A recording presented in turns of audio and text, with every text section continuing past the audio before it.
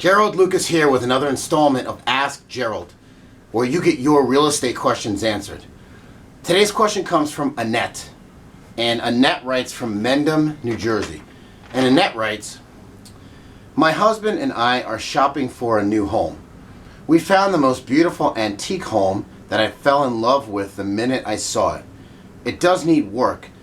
Do you think antique homes are a good investment long term?" Well, that's a good question. And when you buy a home that's intended to be your primary residence, as opposed to when you buy, say, a rental property, the main benefit you derive from your actual experience living in the home. So the fact that you really love this home is important if you plan to live in it.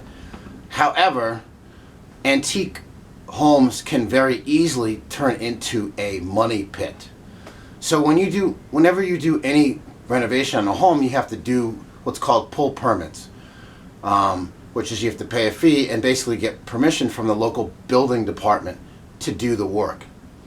With an antique home, you may also have to get permission from the local historical society as well in order to make changes or do renovations.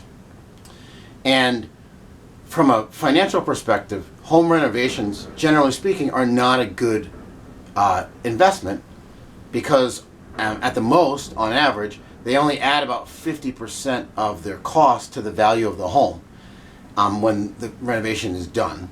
And that's only in the first year after the renovation is done. So every year after that, the added value to the home from the renovation goes down even below 50%. So it's not, generally speaking, not a good investment.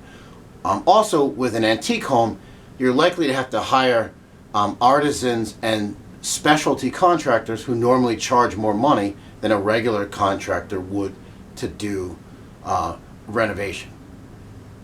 That said, if you have the money and the patience to manage a specialty renovation, then certainly you can go for it. But from a strictly financial perspective, buying an antique home normally is not a good investment.